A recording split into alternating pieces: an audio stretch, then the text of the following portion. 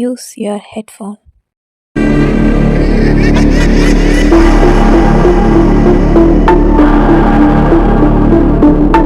மது அருந்துதல் உடல் நலத்திற்கு தீங்கானது. மது அருந்திவிட்டு வாகனம் ஓட்டாதீர். புகைப்பிடித்தல் புற்றுநோயை உருவாக்கும் மற்றும் உயிரை கொல்லும். நம்ம மதுபாலா வயல் வேலைகள்லாம் முடிச்சுட்டு வீட்டுக்கு வந்து அன்றாட வேலைகளை ஈடுபட்டுக்கிட்டு இருக்காங்க. மதியத்துக்கு தேவையான சாப்பாடு பதார்த்தங்களை செஞ்சுக்கிட்டு இருக்காங்க. திடீர்னு பக்கத்து வீட்டுல இருந்து ஒரு அலறல் சத்தம். இவங்க என்ன ஏதுன்னு வேகமா இவங்க ஆளா போறாங்க. பக்கத்துல ஒரு ஓலை மண் வீடு தாங்க. அந்த கிராமத்துல எல்லார் வீடுமே மண்ணால் செய்யப்பட்ட வீடு தாங்க. ஓலை வீடு, பனை ஓலையால் செய்யப்பட்ட வீடு. அந்த வீடு பத்திக்கிட்டு எரியுதுங்க. பக்கத்துல இருந்த வீட்டுக்காரங்க வந்து நிக்கிறாங்க. மற்றும் அந்த பொண்ணோட தங்கச்சி வீட்டுக்காரரும் அங்க அந்த தீய அணைக்க போராடிக்கிட்டு இருக்காங்க. ஊர்க்காரங்க எல்லாரும் சேர்ந்து அந்த தீய அணைக்கிறாங்க. உள்ள இருக்கிற அந்த மல்லிகாவோட உடம்பு முழுவதும் தீக்கு இரையாய் போய் அப்படியே கறிக்கட்டையா கிடக்குறா. 90% தீக்காயங்களோட கிடக்குறா. இத பார்த்த இந்த மதுபாலா ஓனு கத்திக்கிட்டு என்னன்னு கூட யோசிக்காம நேர உள்ள போய் அவளை தன்னோட மடியில ஏந்தி கண்ணீர் விட்டு கதறி அழுகிறா. ஆனால் அந்த மல்லிகாவோட உசுறு கிட்டத்தட்ட ஒரு 3 மணி நேரம் போராடி அவளோட மடியிலே உயிர் போயிருச்சுங்க. அந்த மல்லிகாவோட உயிர் எதுக்காக போச்சு? அவள் இறந்து போனதற்கு அப்புறம் ஒரு 5 வருட காலங்கள் அந்த கிராமத்துல எந்த ஒரு அமானுஷ்யமுமே இல்ல. இந்த மல்லிகாவோட தங்க ரேவதிக்கும் அவருடைய கணவரை தவிர வேற யாருக்குமே இந்த விஷயத்துல ஒரு விஷயம் கூட முழுசா தெரியலங்க. அப்பேற்பட்ட அமானுஷ்யமான மனசை நெகிழ வைக்கக்கூடிய ஒரு உண்மை சம்பவத்தை தான் நாம இங்க எடுத்துட்டு வந்திருக்கோம். 5 வருஷ காலங்கள் கடந்து கருப்பனோட சன்னதியில என்ன நடந்துச்சு தெரியுமா? வாங்க நண்பர்களே, அந்த உண்மையான அதிபயங்கர வீடியோக்குள்ள போகலாம்.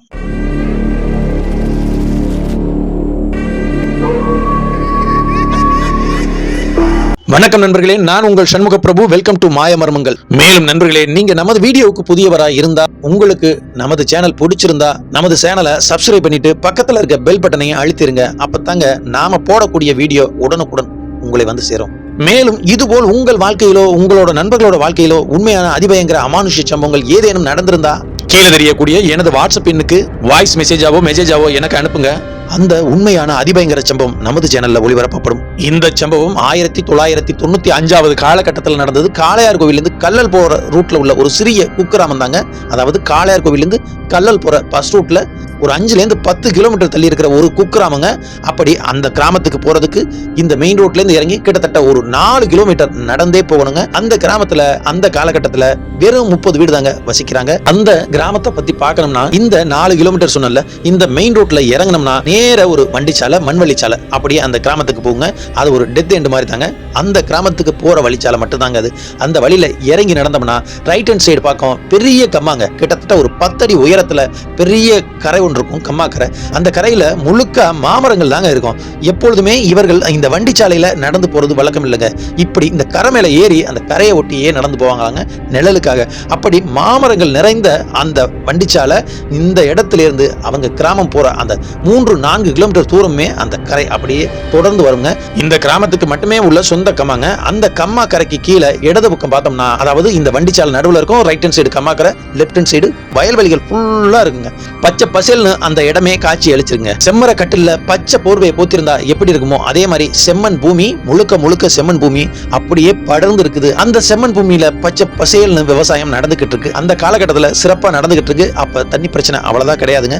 இப்ப அவர்களுக்கு தண்ணி பிரச்சனை இருப்பதாகவும் இப்ப சரியா விவசாயம் நடக்கல அப்படிங்கிற மாதிரி சொல்லியிருக்காங்க. இங்க இருந்து கிட்டத்தட்ட 3-4 கிலோமீட்டர் நடந்து போனா முதல்ல அந்த கிராமத்துக்கு போறதுக்கு முதல்லங்க ஒரு சிறிய குளம். அந்த கம்மா சொன்னல, கம்மா சொல்லி லெப்ட் ஹேண்ட் சைட்ல அந்த வயல்வெளிகள் சொன்னல, அந்த வயல்வெளியில ஒரு சிறிய குளம் ஒன்று இருக்குங்க. அந்த குளக்கரையில பெரிய ஆலமரம். அந்த ஆலமர வாசல்ல கிட்டத்தட்ட 2-3 ஏக்கர் அளவுக்கு பெரிய பொட்டலுங்க. அந்த பொட்டல்ல தாங்க அந்த கிராமத்தோட எல்ல தெய்வமான கருப்பண்ண சுவாமி இருக்கிறாரு. அப்படி அந்த கருப்பண்ண சுவாமி மற்றும் விநாயகர் மற்றும் பரிவார தெய்வங்களோட கிராமத்துல பர்டிகுலரா அந்த இடத்துல அந்த கருப்பண்ண சுவாமியும் அந்த குளக்கரையும் அந்த ஆலமரமும் அந்த பச்சை பசேல்னு புல்வெளிகளும் அப்படியே ஒரு பக்கம் கம்மாக்கரை உயரமா மாமரங்கள் நிறைந்தும் அந்த கம்மாயில முழுக்க நீரும் பார்ப்பதற்கு மிகவும் ரம்யமா அழகா அந்த இடம் காட்சியளிக்கும். கிட்டத்தட்ட இவர்கள் பஸ் ஸ்டாப்ல இருந்து இறங்கி 3-4 கிலோமீட்டர்கள் அந்த மண்வழிச்சாலையில வண்டிச்சாலையில நடந்து வந்தா இடது பக்கம் வயல்வெளிகளும் வலது பக்கம் பெரிய கம்மாயும் கம்மாக்கரை நெடுக மாமரங்களும். கிட்டத்தட்ட ஒரு 2.5 கிலோமீட்டர் 3 கிலோமீட்டர் வந்த உடனே ஒரு இடத்துல அந்த வயல்வெளிகளுக்கு நடுவுல ஒரு சிறிய குளமும் அங்கு பெரிய ஆலமரமும், அந்த ஆலமர நிழல்ல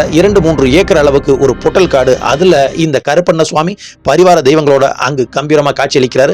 அதை கடந்து போனோம்னா ஒரு 200 மீட்டருங்க. 200 மீட்டர்ல அந்த கிராமத்துக்கு உண்டான அனைத்து வீடுகளும் இருக்குங்க. பக்கத்துல தாங்க வீடு, மண் வீடுங்க, செம்மண் மண் வீடுங்க, ஓலை குடிசைங்க. யாரும் அங்கு அப்பொழுது வசதியா இல்ல, எல்லார் வீடுமே மண் வீடா இருந்திருக்குது. இருந்தாலும் சந்தோஷமா நிம்மதியா அந்த கிராமத்துல வாழ்ந்திருக்காங்க. இந்த விவசாய நிலங்கள் பூரா அந்த 30 குடும்பத்துக்கு மட்டும் தாங்க சொந்தமா இருந்திருக்குது. நல்லபடியா தான் வாழ்ந்திருக்காங்க. அப்படி அந்த கிராமத்துல ஒரு குடும்பம் மட்டும் 3 பெண் பிள்ளைகளோட வாழ்ந்திருக்காங்க. அவங்க தாய் மட்டும்தான் அந்த பெண் பிள்ளைங்களை பார்த்திருக்காங்க. தகப்பன் சிறு வயதிலே காலமாயிட்டாரு. இந்த சம்பவத்தை சொன்ன மதுபாலா அந்த கிராமத்துக்கு வாக்குப்பட்டு தான் வந்திருக்காங்க. கிட்டத்தட்ட அவர்கள் அந்த கிராமத்துக்கு வாக்குப்பட்டு வந்து 5 வருட காலங்கள் ஆகுது. அந்த கிராமத்தை சேர்ந்த ரேவதியும் மிகவும் நண்பர்களா மாறுறாங்க. பக்கத்து வீடு தாங்க இந்த மதுபாலாவுக்கும் ரேவதிக்கும். ரேவதிக்கு திருமணமாகி அதே ஊர்ல அதே கிராமத்துல வசிக்கிறாங்க. இந்த ரேவதி யாருன்னா, நான் சொன்னேன்ல 3 பெண் குழந்தைகள். அப்படி அதே கிராமத்துல 3 பெண் குழந்தைகள் சொன்னல, அவங்க தாய் மட்டும்தான் பார்த்துக்கிட்டு இருந்தாங்கன்னு சொன்னல. அதாவது இந்த ரேவதிக்கு திருமணமான ஒரு சில மாதங்களே அவங்க தாயும் இறந்து போயிருக்காங்க. அவங்களுக்கு மொத்தம் 3 பெண் குழந்தைகள் சொன்னேன். ஒருத்தர் நாகராணி, 2வது மல்லிகா, 3வது இந்த ரேவதி. ரேவதிக்கு திருமணமான ஒரு சில மாதங்கள்ல அவங்க அம்மா இறந்து போயிருக்காங்க. இந்த ரேவதிக்கு திருமணமாகி கிட்டத்தட்ட 3-4 வருடங்கள் ஆகுது. இந்த ரேவதிக்கும் இந்த கதையை சொன்ன மதுபாலாவுக்கும் கிட்டத்தட்ட ஒரே காலகட்டத்தில் திருமணம் ஆயிருக்கு. இந்த ரேவதி அதே கிராமத்தை சேர்ந்த உள்ளூரை சேர்ந்த ராஜா என்பவரை திருமணம் பண்ணிருக்காங்க. அவங்க அக்கா மூத்தவங்க இருக்காங்க. இந்த நாகராணி பக்கத்து கிராமத்துல அவங்களுக்கு திருமணம் பண்ணி கொடுத்திருக்காங்க. நடுவுல ஒருத்தவங்க இருக்காங்க மல்லிகாண்டு, அவர்களுக்கு திருமணம் நடக்கலங்க. அவங்க பாக்குறதுக்கு லட்சணமா மிகவும் அழகா இருப்பாங்க. ஆனா இன்னமும் அவர்கள் ஒரு சிறு குழந்தை போல நடந்துகிட்டு இருப்பாங்க. ஆமாங்க, அவங்க கொஞ்சம் மன வளர்ச்சி குன்றியவங்க மாதிரி இருந்திருக்காங்க.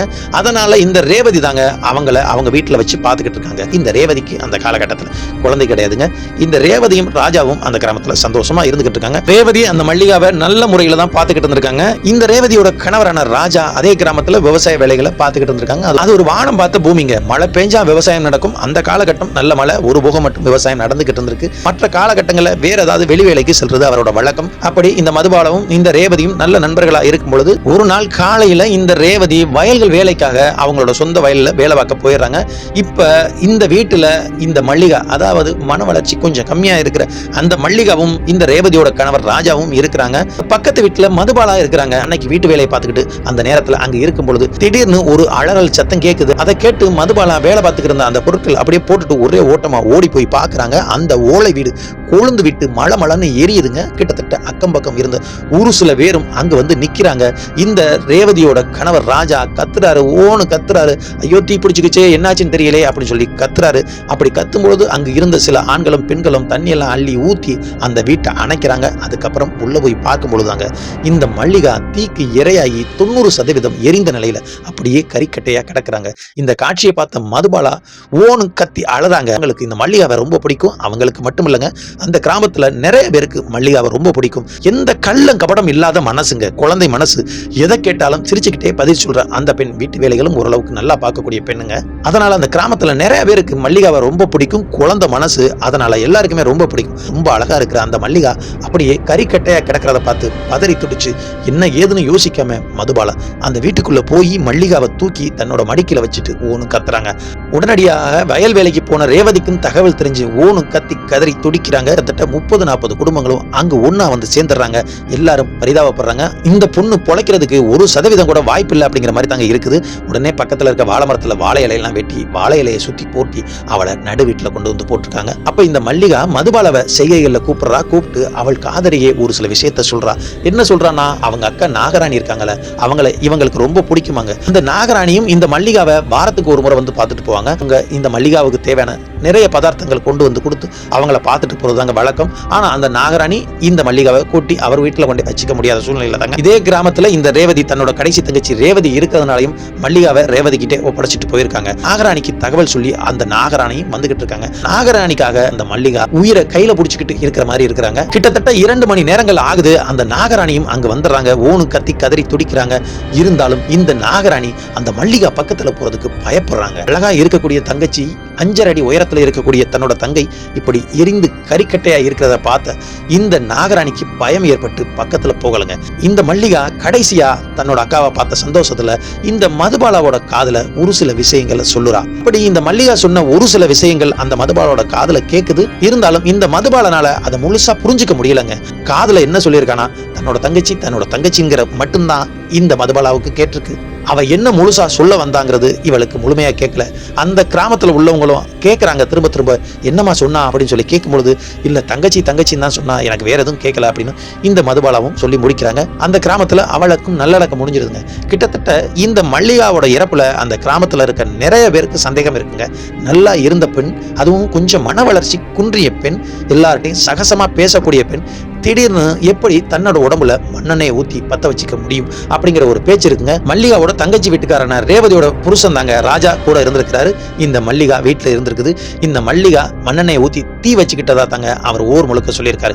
அவர் திண்ணையில உட்கார்ந்து இருந்திருக்காரு. திடீர்னு கொழுந்து விட்டு மலமலன்னு தீ எரிஞ்சதை பார்த்து நான் உள்ள போய் அணைக்க எவ்வளவு முற்பட்டேன், என்னால முடியல அப்படின்னு தாங்க ஊர் முழுக்க சொல்லியிருக்காரு. தன்னோட மனைவி கிட்டையும் அப்படி தாங்க சொல்லியிருக்காரு. உங்க அக்கா என்ன நினைச்சுக்கிட்டான்னு தெரியல, திடீர்னு மண்ணெண்ணெய் ஊத்தி கொளுத்திக்கிட்டா, எரியும் போதாப்பா நான் பார்த்தேன் அப்படின்னு அவங்க மனைவி கிட்டையும் சொல்லியிருக்காங்க. இத ஊர் முழுக்க சில பேர், பல பேருங்க நம்பலங்க. அது எப்படி அவ கொளுத்திருப்பா அப்படிங்கிற மாதிரி அரசல் புரசலா பேச ஆரம்பிச்சிருக்காங்க. இதுல இந்த மதுபாலாவுக்கும் சந்தேகம் இருந்திருக்கு. மல்லிகா எதுக்காக இறக்கணும்? அவ இந்த கிராமத்துல ஒரு பட்டாம்பூச்சி போல சந்தோஷமா வாழ்ந்துகிட்டு இருந்தாங்க.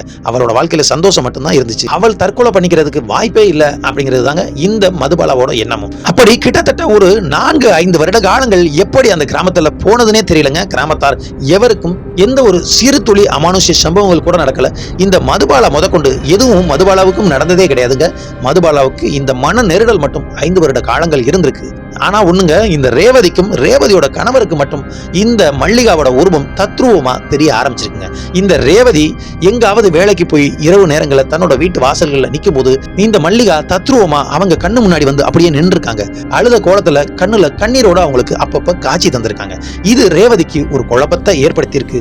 தன்னோட அக்கா எதற்காக கண் கலங்கியபடி தன் முன்னால வந்து நிக்கிறா. அந்த காலகட்டத்துல இந்த ராஜாவுக்கும் அந்த மல்லிகா தத்ரூபமா அப்பப்ப தெரிய ஆரம்பிச்சிருக்காங்க. அப்படி தெரிய ஆரம்பிச்ச அந்த காலகட்டங்கள்ல இந்த ராஜா இந்த விவசாய காலங்கள் போக மற்ற காலங்கள்ல வெளியூருக்காக வேலைக்கு போக ஆரம்பிக்கிறாரு. அதாவது காரைக்குடியில போய் தங்கி வேலை பார்த்திருக்காருங்க.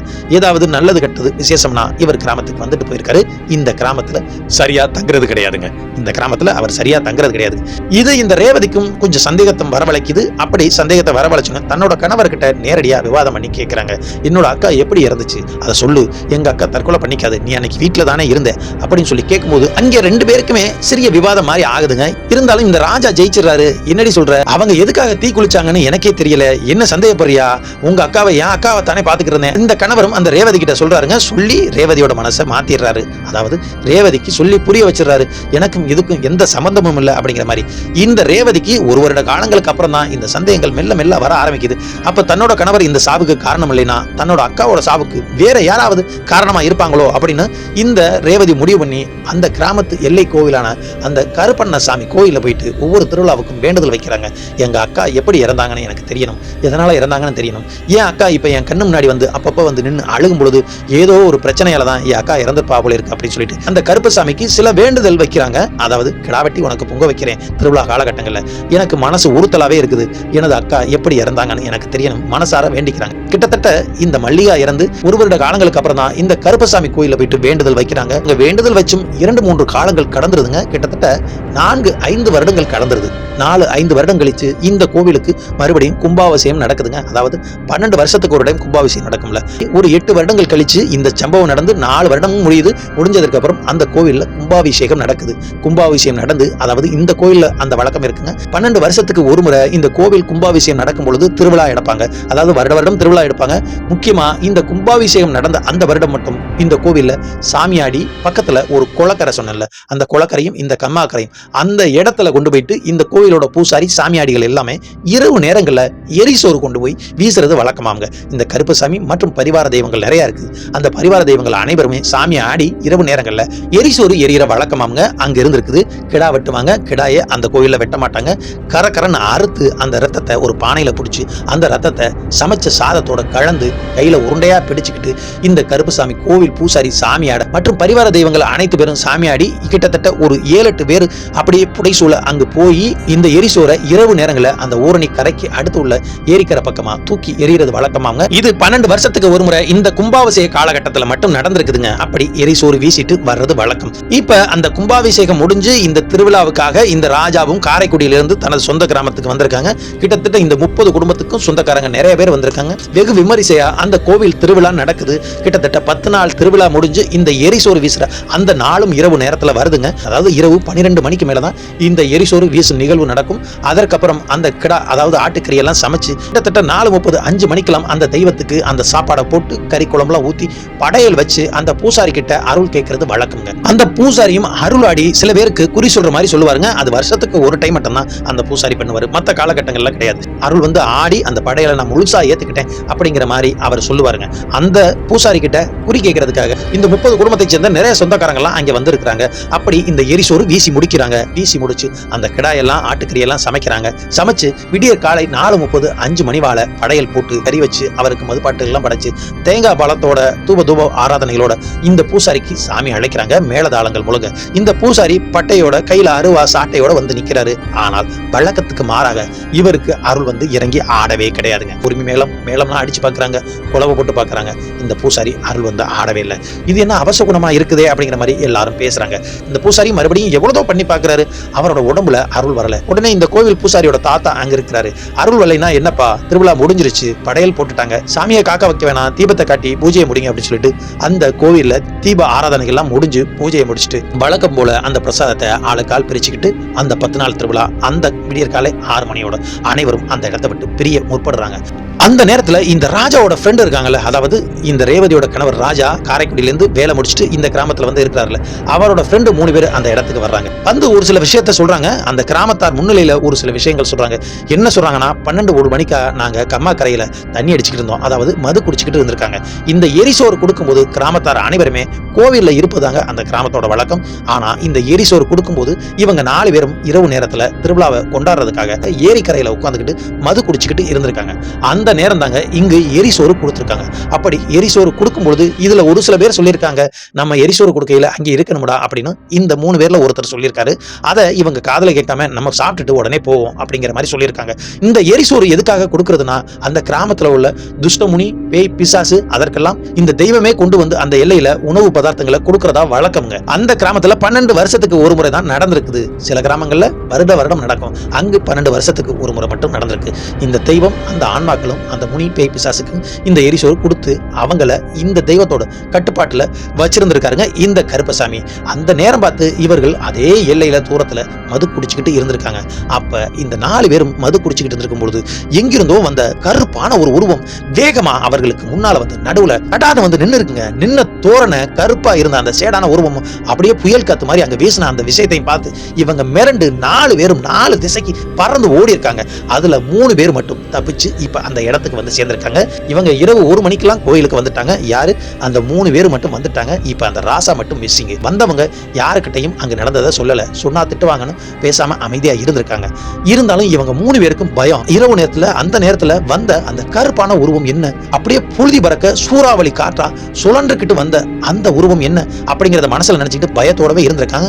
இருந்தாலும் இந்த ராசா இன்னும் வந்து சேரலையே அப்படிங்கிற பயத்தோட இருந்திருக்காங்க. இப்ப இந்த கோயில்ல அந்த பூசாரிக்கு சாமி அழைச்சு பார்த்தாங்கல்ல, அந்த நேரத்துல மறுபடியும் இந்த 3 பேரும் அந்த இடத்துல போய் பார்த்திருக்காங்க. இவங்க வாங்கி வச்சிருந்த மதுப்பாட்டிலிருந்து பதார்த்தங்கள்லேருந்து எல்லாம் அங்கே சிதறி கிடந்திருக்குது. இப்ப அந்த ராசாவையும் அந்த இடத்துல காணோம். சுத்தி முத்தி பாக்குறாங்க. தூரத்துல வயல் வெளியில மல்லாக்க விழுந்தபடியே, கண்ணு 2 வெளியில போனபடியே, ரத்தம் வாயில வந்தபடியே இறந்த மேனிக்கு கிடந்திருக்காரு. கிட்டத்தட்ட அவருக்கு உயிர் போய் ஒரு சில நிமிடங்கள் தாங்க ஆயிருக்கும். அதாவது 12 மணிக்கா இவர்களுக்கு அந்த உருவம் தென்பட்டிருக்கு. ஆனா இவரோட உயிர் கிட்டத்தட்ட ஒரு 5 நிமிடம் 10 நிமிட நேரத்துல தான் விடியற் காலையில போயிருக்குதுங்க. அப்படி அந்த விஷயத்தை வந்து பதட்டத்தோட கிராமத்துல இந்த கோயில் பூஜை எல்லாம் முடிஞ்சதுக்கு அப்புறம் அவங்கள்ட்ட வந்து சொல்லும் பொழுது மொத்த கிராமமும் அந்த இடத்துக்கு போய் பார்த்திருக்காங்க. அவர் கண்ணை முழிச்சபடியே, வாயில ரத்தம் வந்தபடியே, அந்த வரப்புல பாதி காலம், வாய்க்கால்ல பாதி காலம் அப்படியே மல்லாக்க விழுந்தபடி உயிர் போன நிலையில இருந்திருக்காரு. ஆனா உயிர் அவருக்கு கிட்டத்தட்ட போய் ஒரு 5 நிமிட காலங்கள் தான் இருக்கும். இந்த ஊர்ல உள்ளவங்க எல்லாம் பேச ஆரம்பிச்சிருக்காங்க. ஓ, அதனாலதான் கருப்பசாமி கோயில்ல பூசாரிக்கு சாமி வந்து ஆடல போல இருக்கு. எப்படியோ நமக்கு திருவிழா நல்லபடியா முடிஞ்சிருச்சு, முடிகிற நேரத்துல இந்த மாதிரி ஒரு அசம்பாவிதம் நடந்துருச்சு அப்படின்னு வருத்தத்தோட இவனுக்கும் நல்லடக்கம் பண்ணி அந்த இடத்துல முடிக்கிறாங்க. ஒரு சில பேர் காதுபடவே பேச ஆரம்பிச்சிருக்காங்க. 5 வருஷத்துக்கு முன்னாடி இவன் பண்ண பாவத்துக்கு இப்ப தண்டனை அனுபவிக்கிறான். கிராமத்துல சில பேர் பேச ஆரம்பிக்கிறாங்க. இந்த ரேவதிக்கும் குழந்தையும் கிடையாது, தன்னோட அக்காவையும் இழந்துட்டா, தன்னோட கணவனையும் இழந்துட்டா, அதே கிராமத்துல தனியா வசிக்கிறா. இருந்தாலும் தன்னோட கணவர் எதற்காக இறந்தான் அப்படிங்கிற மறு கவலையும் வருது. தன்னோட கணவனும் இப்படி மர்மமான முறையில இறந்து போயிருக்கான்.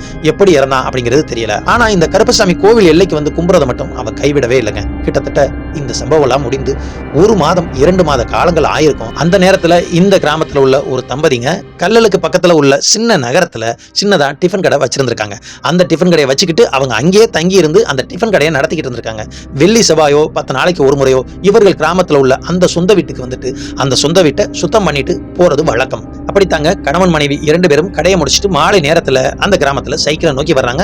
இவங்க அந்த கிராமத்து எல்லையை தொடும்போதே இரவாயிருதுங்க. அதாவது பஸ் ஸ்டாப் சொன்னல, அந்த பஸ் ஸ்டாப்ல இருந்து கிட்டத்தட்ட 3-4 கிலோமீட்டர் நடந்து போகணும்ல. அந்த கிராமத்துல இருந்து இவங்க 2 பேரும் அந்த ஒத்தவழி பாதையில மண்வெளி சாலையில சைக்கிள்ல போறாங்க. இரவு நேரம் நிசப்தமா இருக்குது. அந்த மாஞ்சோள காத்து அப்படியே வீசுது. கம்மாக்கரையில உள்ள அந்த மாஞ்சோள காத்து அப்படியே மெல்ல வீசுது. இடது பக்கம் வயல்வெளிகள் நிறைஞ்சு இருக்குது. அப்படி அந்த ஒத்தவழி பாதை அந்த மண் சாலையில 2 பேருமே பேசிக்கிட்டு தன்னோட கிராமத்தை நோக்கி போறாங்க. இவங்க அந்த கிராமத்தை நோக்கி போகும்பொழுதே பின்னாடி இருக்கிற அந்த பெண்ணுக்கு யாரோ தன்னை ஃபாலோ பண்ற மாதிரி ஒரு விஷயம் தோணுது. அதனால இந்த பெண் திரும்பி திரும்பி பார்த்துக்கிட்டு வர்றா. எதுவும் இவளுக்கு தெரியல.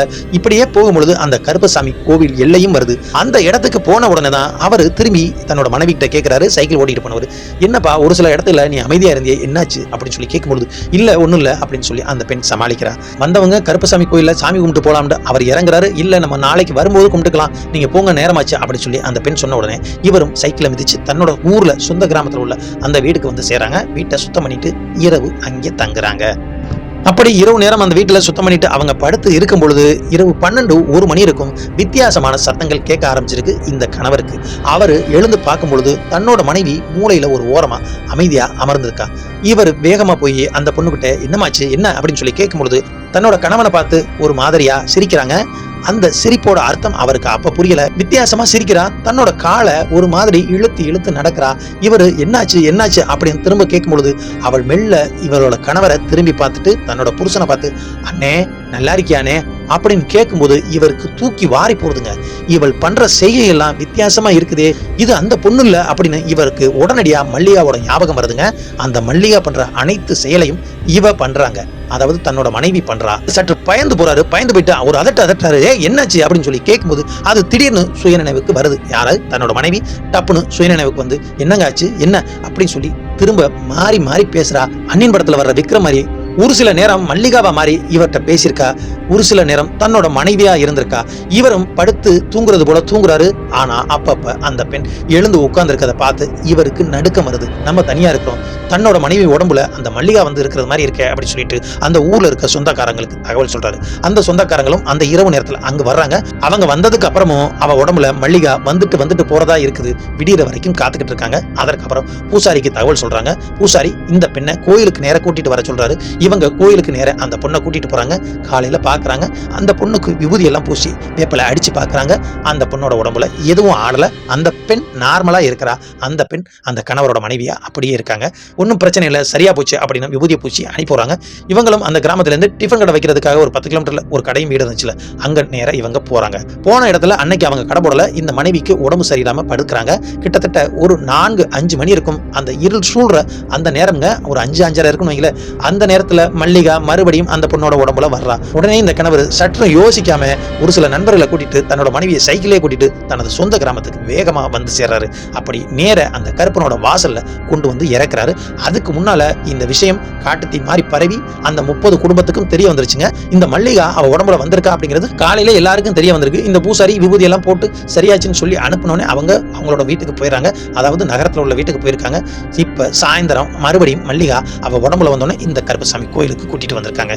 இந்த விஷயம் ஊர்ல இருக்க எல்லாருக்கும் தெரிஞ்சு கிட்டத்தட்ட 30 குடும்பத்தாரும் அங்கதான் இருக்கிறாங்க. அந்த கருப்பனோட வாசல்ல அந்த பெண் வந்து அமர்றா. மறுபடியும் இருள் சூழ்ந்த அந்த இரவுல கருப்பனோட வாசல்ல முழு இருட்டாயிருச்சு. சுத்தி கிராமத்தோட மக்கள் கூட்டத்துக்கு மத்தியில கருப்பனோட வாசல்ல அந்த பூசாரி கருப்பனுக்கு பூஜை முறைகள்லாம் செஞ்சு தீபத்தை காட்டி சாமியை கும்பிடுறாங்க. சாமி கும்பிட்டு அங்க வந்து அந்த பெண்ணோட நெத்தியில விபூதியை பூச்சிட்டு, யாருமா நீ, யார் இந்த பொண்ணு மேல வந்திருக்க அப்படின்னு கொஞ்சம் கோபம் கலந்த குரல்ல அந்த பொண்ணுகிட்ட கேட்கும் பொழுது அந்த பெண் மெல்ல அழுகிறா. அப்படியே அழுக ஆரம்பிச்சவன் தேம்பி அழுக ஆரம்பிக்கிறா. அதாவது இந்த டிஃபன் கடைக்கார பொண்டாட்டி பொண்டாட்டி உடம்புல வந்திருக்க அந்த மல்லிகா மெல்ல அழுக ஆரம்பிக்கிறா.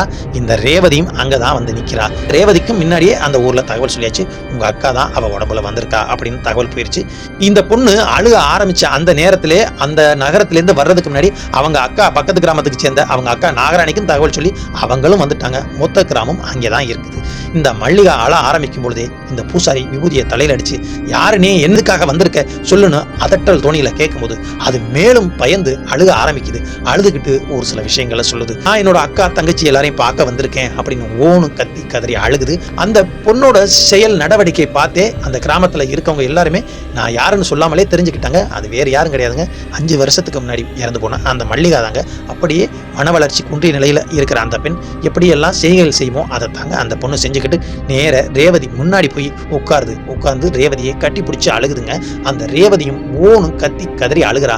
அழுதுட்டு அதற்கப்புறம் இந்த பூசாரி எதுவும் கேட்கல. அந்த ரேவதியும் நாகராணியும் தாங்க கேட்கறாங்க, உனக்கு தேவையானதெல்லாம் வாங்கி கொடுத்து உன்னை பார்த்துட்டு போனேனே, எதுக்காகமா நீ செத்த அப்படின்னு சொல்லி கேட்கும் பொழுது மறுபடியும் இந்த மல்லிகா அழுகிறா. அழுதுகிட்டு ரேவதியை கட்டி பிடிச்சிக்கிட்டு அழுகிறா.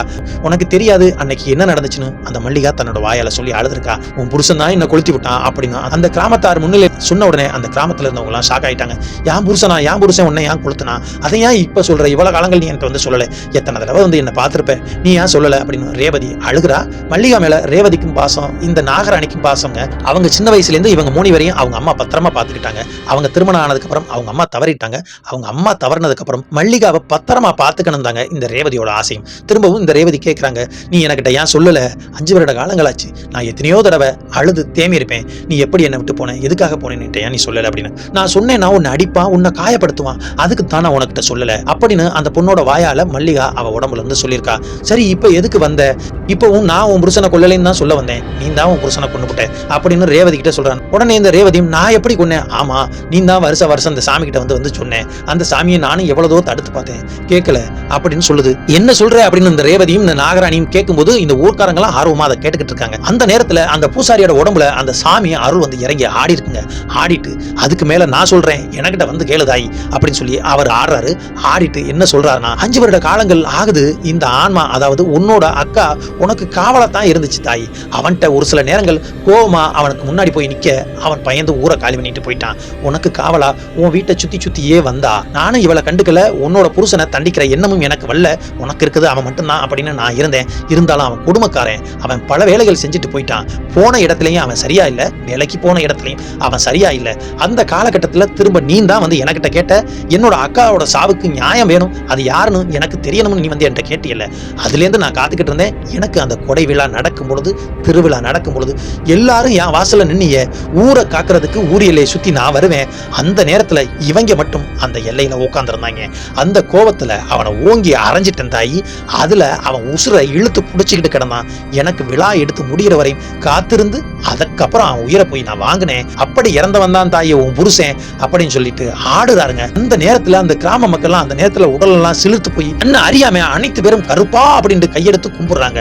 அந்த நேரம் இந்த கருப்பன் அந்த பொண்ணுக்கு பக்கத்துல வந்துட்டு அந்த பொண்ணுக்கு விபூதியை பூசிட்டு, உனக்கு நான் காவல் இருப்பேன் யார்கிட்ட, இந்த ரேவதி இருக்கால அந்த ரேவதி கிட்டையும், உனக்கு இனிமே நான் தான் தாயி தோண, இனி என் வாசல்ல என் காவல்ல நீ பத்திரமா இரு, உனக்கு தேவையானதை நான் கொடுப்பேன் அப்படின்னு சொல்லிட்டு இந்த ஆன்மா அந்த பெண்ணோட உடம்புல வந்து ஆடுனுச்சுல, அந்த மனவளர்ச்சி குன்றிய அந்த மல்லிகா அந்த பெண்ணோட நெத்தியில விபூதியை பூசிட்டு, வந்த வேலை உனக்கு முடிஞ்சு, நீ நல்லபடியா போயிட்டு வா தாயி, நான் பாத்துக்கிறேன் அப்படின்னு சொன்ன அடுத்த நிமிஷம் அந்த மல்லிகா, அதாவது இந்த டிபன் கடைக்காரரோட பொண்டாட்டி உடம்புல இருந்த அந்த மல்லிகா கையெடுத்து கும்பிட்டு தன்னோட 2 அக்காவையும் ஓடி போய் கட்டி பிடிச்சி முத்தம் கொடுக்குறா. அப்படி முத்தம் கொடுக்கும் பொழுதே அந்த பெண் அப்படியே மயங்கி சரிறா.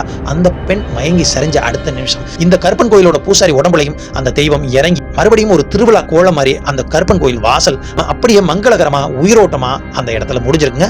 அதற்கப்புறம் இந்த காலகட்டம் வரைக்கும் இதே கருப்பன் வாசல்ல நாங்க பாதுகாப்போட மிகவும் சந்தோஷத்தோட இருக்கிறோம் தம்பி. இந்த பெண்ணுக்கு நடந்தது ஒரு அநீதி, அதை முழுசா என்ன நடந்துச்சுன்னு அந்த பெண்ணோட வாயிலிருந்து சொல்லல, இந்த கருப்பனும் சொல்லல. அது என்னவா இருக்கும்னு யாருக்கும் தெரியல. எப்படியோ தன்னோட அக்கா சாவுக்கு தன்னோட தங்கையே கருப்பன் காலடியில் வந்து இது எனக்கு நீதி வேணும் அப்படின்னு கேட்டதுக்காக கருப்பன் அவளோட கணவனோட கதையே முடிச்சு அவளுக்கு நீதியை வாங்கி கொடுத்ததும், அதே நேரத்தில் தன்னோட தங்கையோட வாழ்க்கை பறிபோயிடக்கூடாது அப்படிங்கிற ஒரு நல்ல எண்ணத்தால அங்க அந்த கருப்பனுக்கிட்ட வேணான்னு அவ மறிச்சு நின்று விளையாண்டிருக்கா அப்படிங்கிற மாதிரி தாங்க இந்த கதையில அந்த பெண் சொல்ல வர்றது பூரா இருக்குது. அந்த பெண் கொஞ்சம் மன வளர்ச்சி குன்றியவளா இருந்தாலும் அவளுக்கு நடந்திருக்கிறது ஒரு அநீதி. அந்த அநீதி தன்னோட தங்கச்சி புருஷன் மூலமா நடந்திருக்குது அப்படிங்கிற மாதிரி அந்த ஆன்மா நினைச்சதால அந்த தங்கச்சி புருஷனுக்கும் தத்ரூபமா கோபமா ஒரு சில காட்சிகளை காட்டியிருக்கு. தன்னோட தங்கைக்கும் தன்னோட தரிசனத்தை காட்டியிருக்கு. இந்த கற்பனையும் அவனை அண்ட விடாம பாதுகாத்திருக்கு அப்படிங்கிற மாதிரி தான் எனக்கு தோணியிருக்கு. உங்களுக்கு எப்படி தோணுச்சுங்கிறத இந்த கமெண்ட்ல வந்து கீழே சொல்லிட்டு போங்க. மேலும் இந்த உண்மை சம்பவத்தை அப்படியே சொன்ன அந்த மதுபாலாவுக்கு ஒரு நன்றியை சொல்லிட்டு, நண்பர்களே இந்த சம்பவம் உங்களுக்கு பிடிச்சிருந்தா நமது சேனலை சப்ஸ்கிரைப் பண்ணிட்டு பக்கத்துல இருக்க பெல் பட்டனை அழுத்திட்டு போங்க. மேலும் இதுபோல் உங்கள் வாழ்க்கையிலோ உங்களோட நண்பர்களோட வாழ்க்கையிலோ உண்மையான அதிபயங்கர அமானுஷ்ய சம்பவங்கள் ஏதேனும் இருந்தா அதை நமது சேனல்ல நீங்க ஒளிபரப்பணும்னு ஆசைப்பட்டீங்கன்னா கீழே தெரிகிற எனது வாட்ஸ்அப் நம்பருக்கு வாய்ஸ் மெசேஜ் ஒன்று போடுங்க.